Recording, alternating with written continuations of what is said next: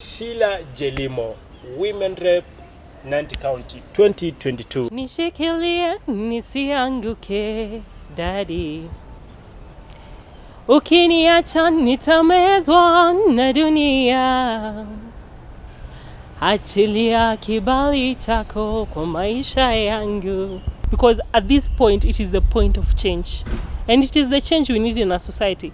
Because if we do not stand and show people that I can do this, there is no one who can follow you.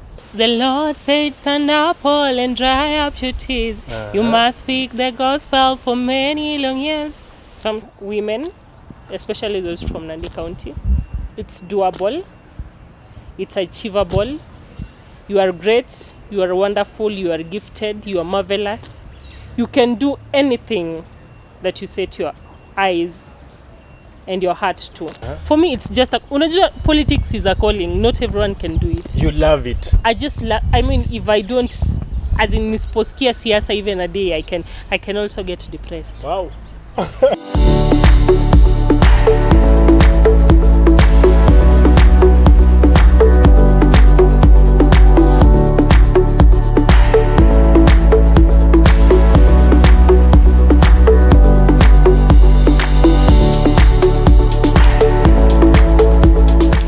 Hello guys, welcome to ANKODADDYPRODUCTION. Of course, my name is ANKODADDY and this is Leaders of Tomorrow and Today.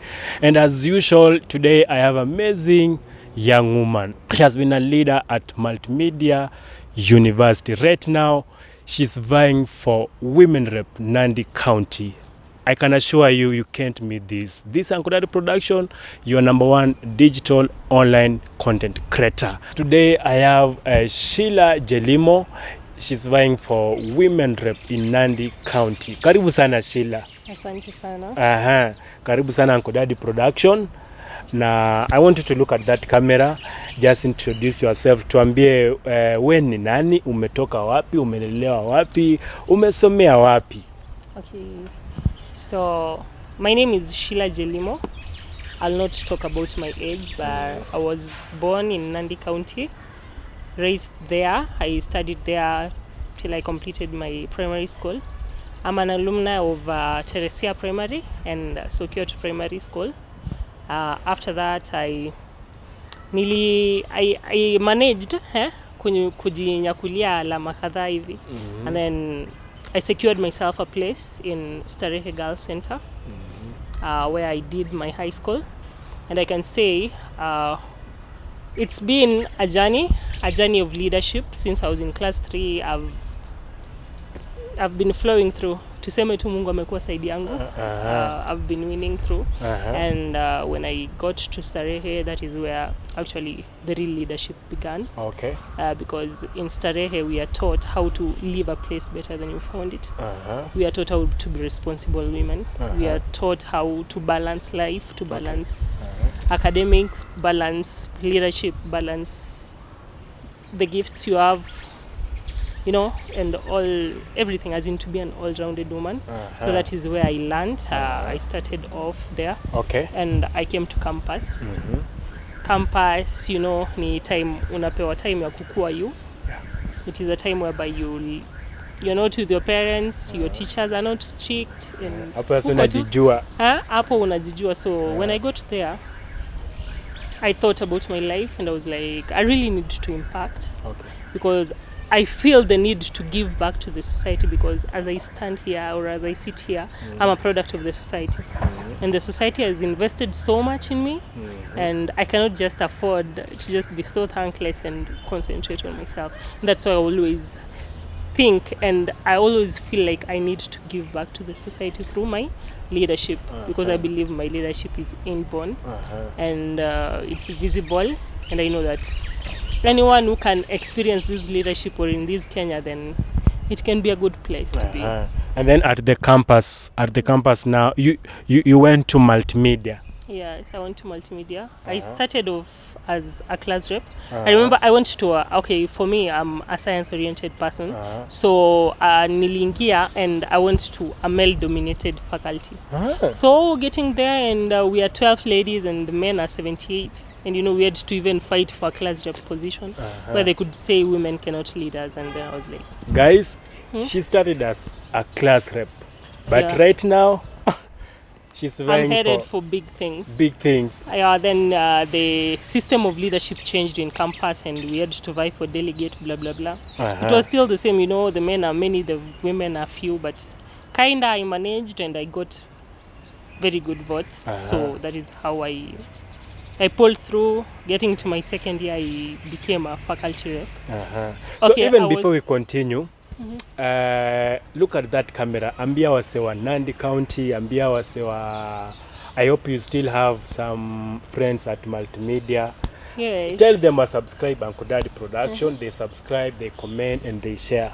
Exactly. So today I'm encouraging you. Uncle Daddy is a young man, is ready to support the young, and it is a youth for youth initiative. So kindly subscribe and like the page. It is a YouTube channel.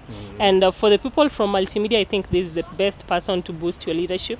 And Nandi people, as I can say, as much as I come home, I come with very productive people. So kindly subscribe, share, and like, and thanks will be okay. Guys, don't forget to subscribe. So, Jelimo, you are vying for Nandi County women representative. Yes. At this age, you are so young. Don't you feel like that position intimidate? Because your competitors, ni wale ma big fish. Yeah, I'd say vying actually for the women rep position. You see, you only vie when you identify a problem. Okay. And the women in Nandi have really been going through a lot. As you can see, even the other day, Agnes Tirop was killed. And we need a voice. So as much as I'm young, I believe that it is never too late for your dream. And everyone is given equal opportunities. We are given equal chances. And I mean, like, you can shoot your shots, because we are the majority as the youth. So as much as you are a big fish, I think numbers don't lie. Just in one minute, tell us, saizi ukichaguliwa kwa women rep, what will you do? That is one? different. First of all, I'll provide a voice which has never been there before. Because you find out that we do not even have initiatives in Nandi where we can fight against the GBV, the violence. Because you see, the position of a woman in the Kalenjin community is quite low. We are not given the opportunities that we really need. So it is high time that somebody with a young blood and a different mindset, of which I know I have that different mindset because I'm not a millennial, but I'm nearing the millennial, and I've been brought up in this current situation. We are modern. You see, so we need the modernity. That is the first thing I'll bring in. The secondly, it is all about, okay, for me, I have a calling. I told you I'm a STAREHE. So in STAREHE, we were given an opportunity and our school fees was paid. So for me to be here, it took someone. Alikuwa Mhindi, hakuwa Mkenya. So it took someone to really see a value in me. So for a very long time, I really wanted to have my own children's home. And I was like, wow, I think I should start it from my home, because charity begins at home. So actually that will be the second initiative, because I'll have the power and the resources to start it up, and secondly, I can partner with anyone. You see, when you're in leadership, then it is an opportunity to socialize with many. So when you socialize with many, I think you can gather enough resources to. But still, I cannot say that I'm going to let the male child, because I think tumewa neglect sana.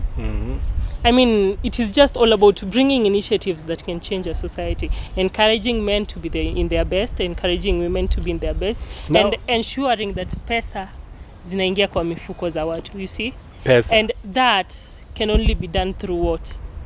It can only be done through economic empowerment. And I have never seen any leader in Nandi County going down there to empower people economically. Yeah, people out there wanaenda ikifika time ya siasa wanarudi, and they cannot empower people. But what makes you different? Because the same people, the same good guys during campaign, unaona, before they are elected to be in that position, to be in that office, wanakuja sweet words indeed like you. And that is why ABCD. What's the difference, or how can you assure the citizens of Nandi County and Kenya at large that I can be different. Yeah. Since the start of this show, I think I've talked about leadership. I've not talked about politics. It's because before you become a politician, you have to be a leader. So whatever we've been doing, we've been electing politicians and not leaders. And you know, if you cannot elect a manager, then it will be hard for each and every society to grow. And that is why I'm here and about to bring leadership to the society and not politics to the society. What is the difference between politics and politician and a leader? Politics is just an art of gaining votes from your constituents. Okay. But leadership is all about example. You see, there are different types of leaders, but for me, I believe in coaching, like teaching people how to be self-dependent. Okay. And that is my type of leadership. And I know that is the only way you can change a society, through coaching leadership, because I mean, they are dictators, so they can't do much. They are autocrats, they can't do much. Okay. But they are democrats. You know, you can be democratic but still not working. So I think the coaching side of it is just the best that could ever been brought, of which it has been hard. We've never had even a leader who does coaching. Because in Kenya, maybe Kibaki somehow kidogo alitufunza how to be economically independent, and it boosted our economy. See, Jelimo, but this coaching that you're talking about, most of this coaching unasikianga watu wameenda Germany, wameenda Tanzania, wameenda America, for benchmarking. It's part of this coaching, but they do ukiangalia budget. It's a huge amount of money. Do you see the coaching I'm talking about? The coaching I'm talking about is all about ensuring economic empowerment for money ifike mashinani. That woman mwenye anauza mboga imfikie. You're getting it? It is all about creating opportunities, telling people the opportunities that are there. Because I come from Nandi, uko kuna mvua, there is food, there is everything, but people are not using it. So it's all about teaching people to use what they have. Warise. Okay. Exactly. So it is not all about benchmarking, because that is only done for leaders. Okay, number 3. It is about what will you do for Nandi? Why should they trust you? Number 3. Na kwanza umesema you will be a voice. I'll be a voice. Second umesema you will be. It's all about coaching, ensuring that economic empowerment is done. Third one. For pesa zingi kwa mifuko za watu. Alafu the pesa ni mzuri kingia kwa mfuko. You feel good. Yeah, ni pesa. It is all about money. The third one, I told you about the position of men in the society. Okay. You see, as much as we are talking about the woman, we have not talked about the man. Kwa sababu kwa boysha tumesaulika sana. This is why is it that no society right now it's favoring girl child. But let me tell you, as we sit right now, the position of a girl child is not same. Tuseme tu kweli. In these campuses, I mean, how many VCs are women? We tried a woman VC in where? In KU. Hakuna development imeifanyika in any campus except KU. But that, like, you cannot compare. Women are taking all over. No. Let me tell you. Tanzania, she was not voted in. Here in Kenya, Angalia the Anmvuria is taking over. Angalia, right now you are taking over. Right now, multimedia, we have that Mama Yao, what her real name? Jennifer. Yeah, Jennifer. Unona. Look at so many sizes, women are taking over. Which means boy child we are tunadidimia tu. No. Let me tell you, how many female presidents have there been in Kenya? Female president. Come to governors, how many female governors are there? 2. Exactly. So you cannot tell us that the position of a... No. The woman is still down and we need to up the game. And statistically, that is it. Come to universities. All the strong courses are done by men. Like? The STEM careers. Yeah, ziko male dominated. You cannot find women there. You find 3 ladies, you find 10 ladies, you find 7. How many men are there?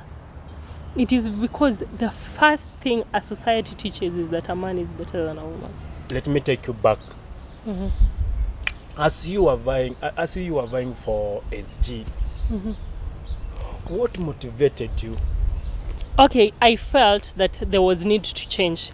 Because one thing, there is no need of me just sitting down and I don't have the power and not change the narrative so that 10 years to come, actually when a girl will stand and even vie for a seat that is believed to be male dominated, at least they will have the feeling that there was a woman who stood and fought, and they will not feel like their voice was lost somewhere. Because coming here, I really fought with men and it was not easy. Yeah, mwanamke blah, mwanamke B, mwanamke C. But one thing I stood and I told myself, I'll stand my grounds. Because at this point, it is the point of change. And it is the change we need in our society. Because if we do not stand and show people that I can do this, there is no one who can follow you. And I decided on that day that it does not matter my gender, it does not matter my age, it does not matter where I come from, but I am standing. And I remember when I was vying and I come from Kalenjin community, and they were like, mwanamke hapana. Then I was like, fine, if you don't support me, somebody else will, because when it is my time, it is mine and no one can take away what is mine. Guys, and I was feeling like that was the time, and I took it up on myself, I vouched for it, and surely I brought it home. Guys, this is ANKODADDY production, and I can assure you, you need to watch this till end. A tough woman. So make sure you subscribe, continue subscribing, share and comment.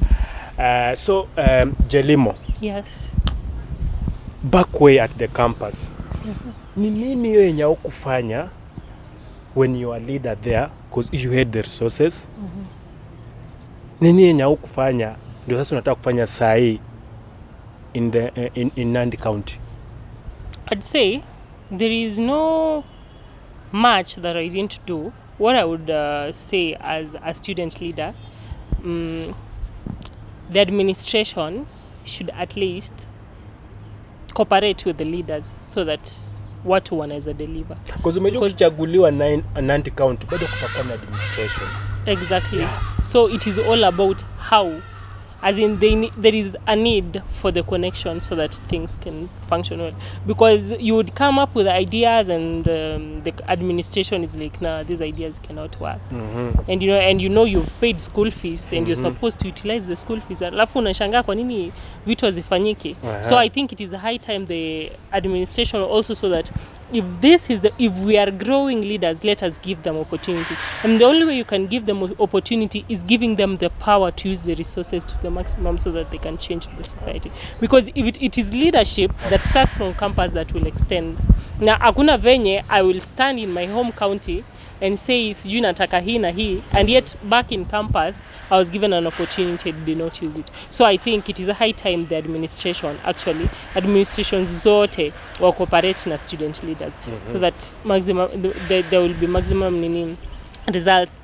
Kitu naweza waambia ni we are not their enemies, we are just trying to be leaders. And as much as we are growing up, we want to learn, and we can only learn through action. So it is high time they cooperated. So during your tenure, kuna so many challenges that you went through. In fact, wanafunzi, kuna hiyo notion ya you leaders mnakulanga pesa ya mlikula pesa wanafunzi. So mmetoka saizi now hizo pesa zote you are using to buy, is it true mlikula pesa wanafunzi? I'd say or leaders wanakulanga pesa wanafunzi? Okay, unajua it is all about propaganda zinasikika, si ndio? Lakini let me tell you one thing. There is no money yenye inaweza toka without as in a budget. You're getting it? So there is, kama pesa nimebudget here, maybe buying t-shirts and maybe doing something, there is no way you can tell me that hiyo pesa as in nimeikula and you've seen t-shirts. You're getting it? I mean, like kuna propaganda mingi sana. But for me, why is it I would say that there is for students to understand that? It is difficult because it is the notion that we have in Kenya about corruption. And there is a feel that everyone is corrupt. You're getting it? But for me, I'd come clean and say, can anyone stand and say I ever used anyone's money? Because for me, I think my record is clean. Guys, mnasikia. Kasha kula pesa yako. Nukoona hivi. Comment hapo. Comment hapo. Pale kwa comment section kama nimeiva pesa especially people from multimedia. Okay. Ukiangalia vizuri during your administration pale, of course kuna na so much expectations, and at the same time kuna opposition. Unaona, you are representing thousands of students. They had so much expectation, but you at one point, maybe because I was talking with another leader from a certain campus who was telling me her expectation was cut down, but the student hawataka kujua hiyo. In fact watasema umeingia pale mshaanza kukula na admin, unaona. So how did you handle hiyo challenge ya kuna opposition from other students, at the same time kuna too much expectation from the administration and both from the students? How did you handle that? Ningependa kusema while siasa, there is office politics, there is politics ndo uingie kwa seat, and then there is office politics. I mean, just in your manifesto angalia vitu mbili ama moja and fight to ensure that thing happens. Alafu after that, kama ulifanya your best, then don't be ashamed. I mean, just come out clean and tell people mimi nilifanya my best and this is what I can offer. But I would say is be smart enough to do the office politics. So what will find your best? Oh, I can say I did my best. How sure are you? Yeah, of course. Yeah, I did my best because I'm not regretting. Okay. Now let's go to ukiangalia maisha yako sasa vizuri campus. Umesema you started being a leader at Starehe Girls. No, I started in my class 3. In class 3. Wow. That's so profound. In class 3. But anyway, my leadership dates back to my family. So it isn't like mine inborn. I don't struggle to lead or to... You see, like the pressures that people bring. For me, I'm always calm. You are born a leader. Exactly. Like even when pressures come, I just take it calm because I know at the long end there is a solution. But how do you handle your pressure? Yeah, you are a leader when you kiongozi, but at the same time, hauna kitu, hauna pesa, unaona. Have you ever lacked money? I'd say, okay, in my lifetime, I'm a very hardworking woman. So I've really never see story na pesa iko, but I've really never lacked. Unaona ile ya kulaka kabisa. I'd say I work, I do businesses, as in I try my best. I've always tried. I mean, ever since I was young. Sasa hadi after class 8 me I used to sell some stuff. As in, for me, I have an entrepreneurial mind and I'm a fighter. I always fight for my space. I fight for what I have. I am an independent woman. I don't believe in like depending especially on men, so I'd love to really have my own sponsors. I mean, like, why should I? Ukiangalia vizuri, if you try to connect dots, kuna success pattern kwa maisha yako, unaona, from childhood up to now. Yes. What's that success secret? Ni siri gani hiyo that anyone who is watching you right now, your age mate, so many youths, so many Kenyans, nona, all over the world, people are watching you. What's that success secret that you think you can advise someone who is watching you? And even me, one day I want to be like Jelimo. One day I want to vie for a certain position. An encouragement to each and every person that exists in this world. You are born for a reason, and that reason is within you. You are born with everything you need to achieve what you want. So as much as life is hard, just determine your path. After determining your path, work for it. There will be people talking about you. There will be negative forces telling you it cannot be done. But what I always say, there is always a way out. And when you feel pressed, you can always look at any way out, because I always believe like you are excellent, you are powerful, you are beautiful, you can do it. So for me, I always go for what I want, and even when I'm rejected, I always find another way because we don't have an option. Especially for me, I always tell girls, you don't have an option except to succeed. So succeed, no matter what it takes, just go for it. Because that is what I believed in myself. I didn't listen to anyone. I didn't listen to negative voices. And for now, I'm here. At least I'm somewhere, and I can say God has been gracious. Wow. You need to believe in yourself. So, mheshimiwa, umejua saizi ni mheshimiwa. Kwa sababu nafutua kitu kidogo. Kiongozi. So, right now pia kuna so much depression from young people. Yeah, in this of our generation, I'd really... there are so many instances. I've met people who are depressed, and so there are causes. Before you continue, what's the cause of depression, and how you as a leader, how can you solve it? What are the solutions? I'd say there are very many different types of depressions. No, leave alone depression. Okay. Stress is the one that causes depression. So there are different causes of stress, and I think majorly kwa youth sahi ni finances. Especially finances hapo, you know, it doesn't matter whether you have a job, you have what do you call a business or anything, but hapo if you don't have money then ni ngumu. So actually what I always tell watu ni plan yourself. Okay. Plan your life. Alafu kuna how to deal with stresses, because kila mtu akona stresses zake. Kuna zingine hizi zenye watu wamekuwa kiuana ni za mapenzi, and I'm like kindly I'm appealing to each and everyone.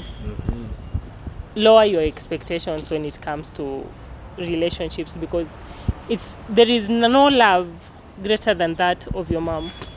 So your mom will never find another son, your mom will never find another daughter, but the lover will find another one and you will be replaced within seconds. So I think it is high time we changed. So there are ways of dealing with stress. So unasema watu wasipendane? No, you can as well. Okay, whatever you believe in, you see everyone has beliefs. Okay. But kindly ensure you believe in your mother's love more than anyone's love. Okay. But that some of the relationships that do work. Yeah, relationships work, but just believe in your mother's love more than anything else. That is what I would encourage people. Okay. And then there are ways of dealing with depression. One, causes of stress. You can decide to adopt with one. You can decide to adopt with the stress, like just have mechanisms of living with the stress. Okay. You can decide to alter situations so that you cannot like get stressed. For example, if you know like hata wewe unajuanga tu hii kitu inaenda kuni stress, so what do? Ensure you be the winner, as in ensure hakuna kitu inakushindanga, like you are the first one, you're always the winner. So you alter the situation. You can decide to avoid stress. I mean, do not participate in anything that can stress you. And majorly I think kila mtu should be in charge of their thinking. When you are in charge of your thoughts, you are in charge of everything. So take care of your thoughts, be in charge, be in control, and I don't think anything can stress you. You schooled from STAREHE, one of the national schools. Actually, it is one of the best schools in. Actually, it is the best school in Kenya. But students from those schools, wengi wao waendangi politics, unapata most of them doctor, engineering. Can I tell you something? I'm the first girl in STAREHE to be in politics. Really? Exactly. Wow. And yeah, I believe, like I told you, define your path. For me, it's just unajua, politics is a calling. Not everyone can do it. You love it. I mean, if I don't, as in nisposikia siasa even a day, I can also get depressed. Wow. But I mean, it is part of me, of which I know I don't look like I can be a politician. So there's from the word politics and ina stress watu, but kwako it's a medicine. Yeah, I mean, inanifurahisha tu. Yeah, because I believe when you get the right leadership, then as in politics ndo ina determine kila kitu, our economy, it determines our roads, it determines food, it determines kila kitu yenye unafanya wewe. Politics iko na influence yake. Hata education is determined by politics. It is only the governance. When there is peace, there is good governance, that you get quality services. So when there is no good governance, there are never good quality services in the country. So kila kitu, as much as many people will say, I don't want to participate in politics, but which services are you getting after not participating? Yeah, so it is high time kila mtu aanze kuparticipate for politics. Thousands of students are graduating every year. Thousands of them, 10,000, 20,000. But kuna hii issue ya unemployment.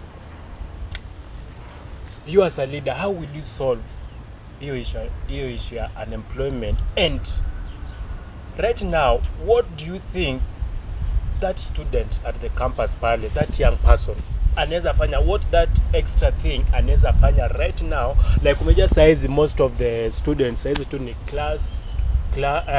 hostel, class, maybe kujibamba, hostel, class, no. What that extra thing that you can advise those students they can do in that wakitoka nje wasitegemee tu professional zao, like me, I am a journalist, you see. Kitu cha kwanza, where will participate in politics, and it seems it's working for you. Yeah, what I would tell the young people, especially those in campus, kitu cha kwanza ni before you die, your stars must shine. So what do? Sai you have money because your parents invest in you. Itisha your laptop, baba ama mama. Itisha your laptop kutoka kwa mzazi and start. I mean, there is opportunities. Watu tu wanakuwa wamefunga macho. Anza hiyo online writing. Yani start up something. Start kuwa developer. Network with people.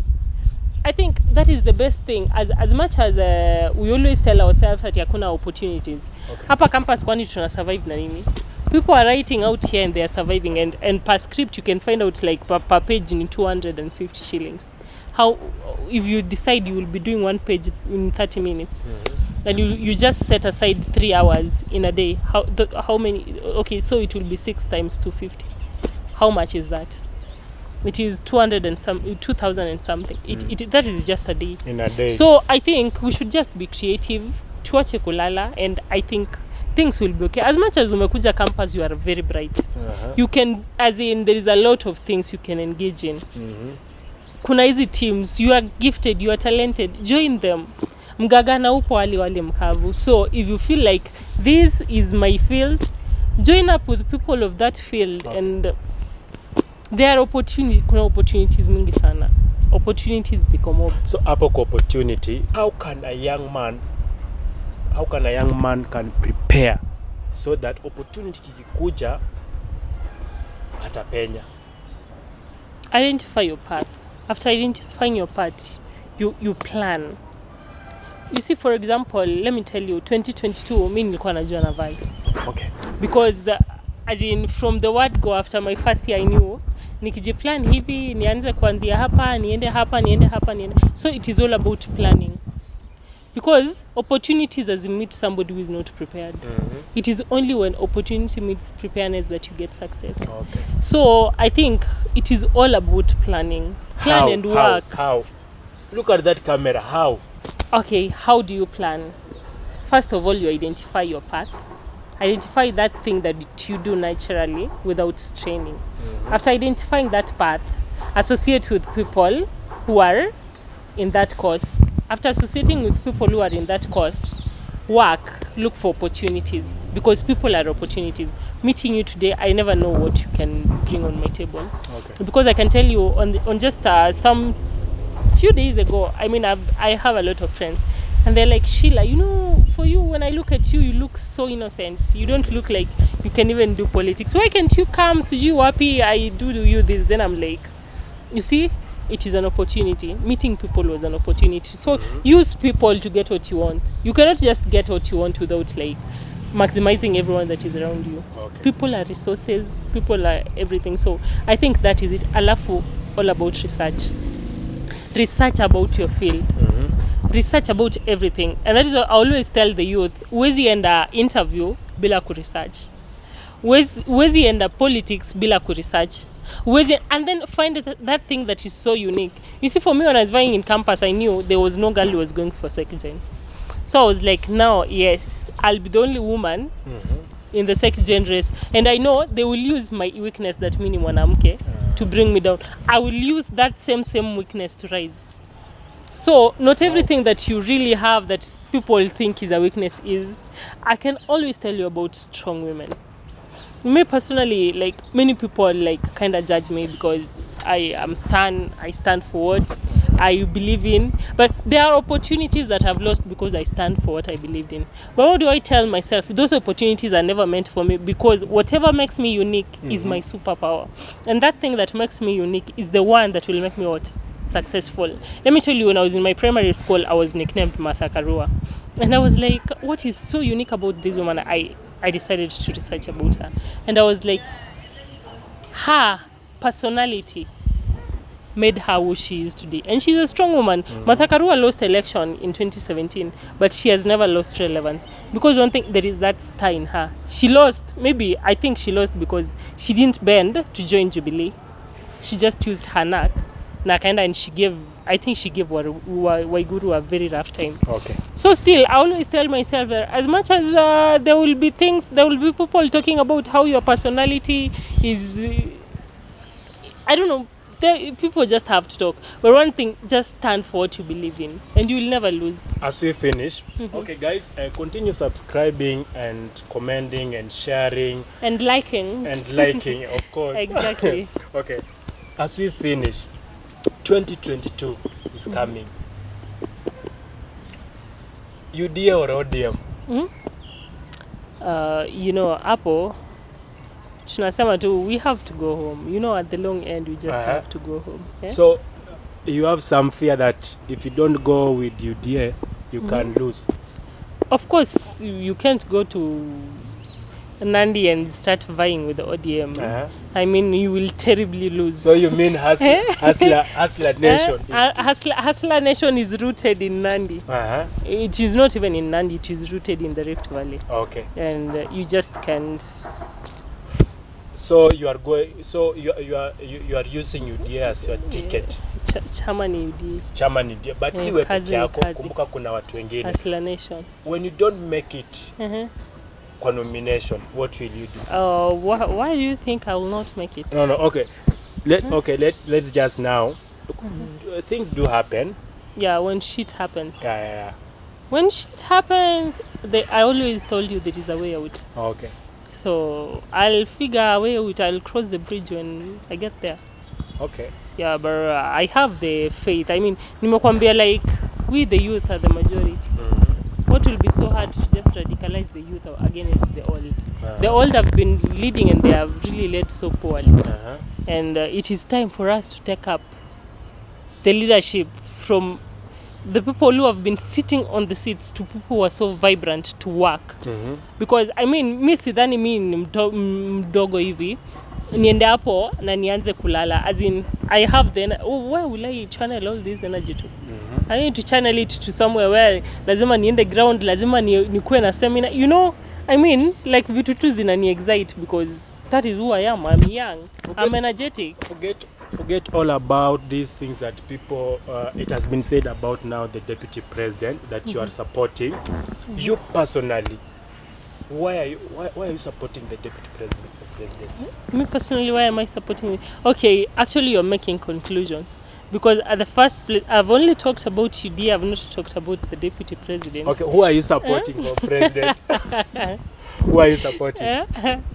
Okay, yeah, you see, what we can always say is, I told you we go home at the long end because, you see, there is no mwachamila ni mtumwa. Yeah. And hakuna venye naweza acha mila. You see, I've come from, mi penye natoka kabisa, my next center ni Turbo. But Turbo is so close to DP's place. But like, now automatic, ni 20 bob. Yeah, you are getting it. So, ka ni 20 bob, definitely kaa ni resources, kaa analeta stima kwake, si eti nitakosa kupata stima. Kama as in, I mean, like politics is also a game of interest. Okay. So if my interest lies there, I don't. Who are you looking up to in leadership? I told you about KARUA. Martha KARUA. She's a really an inspiration. But there's now this woman called WARUGURU. She's young, you know, she's energetic. I've been seeing her launching projects, and I'm like, I wish our women rep was like this. Okay. See, she launches projects for the youth, and for her, she doesn't take criticism so personal, the way people talk about how she's single and everything. I mean, she embraces, she's confident. You see, that kind of women, those type of women are the women that inspire me. They give me hope because, I mean, sahi ukienda kuniambia like, Nandi uniambie, ujaolewa, will be like, nah, wait, the most performing women rep is not even married. So, I mean, maybe marriage is one of the things that lowers leadership, but anyway, I'm just kidding. So nitaoleka tu. So umesema 2022 you are going for women rep Nandi County. Liwe liwalo. Umaamua. Tushangoa nanga. Who is funding your campaigns? You see, when we talk about funding, what do you call it? First, you have to fund yourself. That is one thing. Then they're just people. People always come. As in, I can't really name, but people always come to support. You just show up as a youth. You just show up. But you see the wonders. Ukisema hivyo, you need money. You need money to make sure campaign yako, your campaign train, you know, na strategy zako, transport, you know, fuel. You need those big cars. Nandi County ni kubwa. Uwezi, you cannot move na baskeli ama na miguu. Ama utakimbia. Kukimbia nayo, mimi ni mkale na mimi ni jelimo. Okay. Mpio. But when mheshimiwa.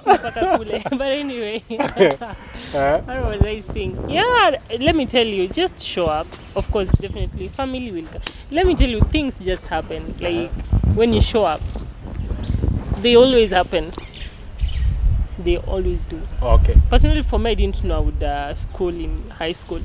Nilijokelezea tu and somebody saw the value in me and aka input. So still, I mean, things for me, like, I'm lucky. I don't know why, but I'm always lucky. Things just, I can tell you right now, as in my friends, like, niko na mabeshte wengi sana and they're like, Sheila, I mean, siwezi kosa penye naeza enda. Like, in life, siwezi suffer tu. I'm just a lucky woman. Okay. Even you can call ANKODADDYPRODUCTION. We will support you. Muhimu sana. What are you doing apart from politics and this leadership stuff? Okay, what am I doing apart from politics? Majorly, I'm a businesswoman, but I will not talk about my businesses here, just in case you want to go and shut my businesses. Secondly, I am a singer. I sing. And oh, wow, you are a singer. Tuimbe na kidogo. One stanza. Next time, I write poems. I'm a very good writer. Singer, gospel, no. For me, I jungle. Okay, generally. I'm not tied to anything. Okay. So, and also, I write. I'm a poet. I'm just a junk of everything. I'm a sports lady. Like, I do, in this life, I can't like to see the fanya. Okay. Like, my life is just good. Your final take, I want you to look at that camera and maybe on leadership, maybe you can advise someone, encourage someone, talk to someone, and also talk to people, Nandi people. Nona, tell them why they should vote for you in comes 2022. Yeah. So today I want to talk about the position of a woman and the youth in leadership. So I'd say women and the youth, deserve a seat in tables where decisions are made. And in case you're not provided with a table, I encourage them to just create their own tables, work, and they will succeed, because it only takes one person to create a revolution. Revolution in the US started with one person, and today we can see how racism has dropped to where it is right now, and we can travel there. I'm encouraging the women and the youth to take up leadership position. I'm encouraging them to work together. I'm calling upon all the youth to stand for their fellow youths, because if we cannot support each other, there is no one who is coming to support us. I'm also encouraging women, especially those from Nandi County. It's doable. It's achievable. You are great. You are wonderful. You are gifted. You are marvelous. You can do anything that you set your eyes and your heart to. So let's work together. Let's cooperate in each and everything that we do. And I believe that the future is luminous for us. So for me, you can follow me in my social media sites. I have a page. It's called Honorable SHEILA Jelimo. I also have a Facebook account. It's called SHEILA Jelimo. I'm called SHEILA Jelimo in my Twitter also, and in my Instagram, so you can follow me in all those. And also don't forget to follow Uncle Daddy Minister. He's a great man, and I believe when we support each other as youth, the future is luminous, the future is powerful. No one should tell you anything. Let me tell you, no one should tell you that it is not doable, because all this is doable. Thank you. Okay guys, let's support SHEILA Jelimo, Women Rep Nandi County 2022. By the way, we shall be coming to Nandi County, and tutakuwa You're welcome. tutakuwa tunaona venye unafanya campaign zako. Mnakuja kunisaidia sikuona. Of course. Thank you. We must support you. Tutakuja Nandi County, we shall support you, and also we shall be informing our viewers tutakuwa nafanya every Nandi County iko how many constituencies? 6. Wow, 6. Okay guys, continue supporting, subscribing ANKODADDY Production. Of course, it has been a good time with SHEILA Jelimo, Women Rep Nandi County. Ni lazima atuimbie akimaliza. Nishikilie nisianguke daddy, ukiniacha nitamezwa na dunia. Achilia kibali chako kwa maisha yangu. Oh, Mungu naomba kibali chako. Wow. I'm at the payphone trying to call home. All of my change I spent on you. We have got times gone, baby, it's all wrong. Where are the plans we made for two?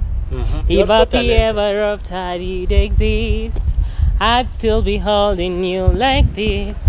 Cause one more fucking love song full of shit. I'm on a payphone. I know it's hard to remember the people we used to be. It's even harder to picture that you are here next to me. You say it's too late to make it, but it's never too late to try. For all my time that you wasted, all of my bridges burned down. You wasted my nights, you turned out the lights. Now I'm paralyzed, still stuck in the time when we call it over. Even the sun sets in paradise. Wow, you are so talented. You need to you. be a singer. Tutakupeleka studio. Thank you. Anyway, thank you so much. So guys, thank you so much for watching ANKODADDY Production. Of course, today we had SHEILA Jelimo. It has been a nice time with you. You can count us. We are going to support you. I can count on you. Yeah, you can count on ANKODADDY Production. You know, you've just reminded me of it's a song about the Lord told Paul that I'm counting on you. Yeah. And then the Lord said, stand up, Paul, and dry up your tears. You must speak the gospel for many long years. Something of the sort. I counted on Adam, I counted on Cain, I counted on Judas, but you are the same. I counted on Judas, but he proved untrue. So go tell the world, Paul, I'm counting on you. But Paul was counted on, and he delivered the message. So you can count on me. The people of Nandi County, count on me. I'll be Paul. I'll surely deliver. So, on that case, singing that song, you mean that you are okay, your salvation life? I'm so saved. Really? Yeah, I Uh-huh. accepted Christ as my personal savior when I was in class 5. Uh-huh. Where do you go? My church is AIC. Uh-huh. Yeah, All right. but when I'm in around, I go to Harvest Church when I'm in Nairobi. So you are radically born again. I'm telling you, heaven is our next destination after earth. Wow. Yes. I didn't know that. Sikujua I hiyo. don't look like one. I don't look like a heaven I'm material. not judging you. Anyway, So guys, continue subscribing. Make sure you watch kwanza mwanzo hadi mwisho. My name is ANKODADDY and this is ANKODADDY Production. Of course, Leaders of Tomorrow, and today is the show. Thank you so much. Let's meet next time.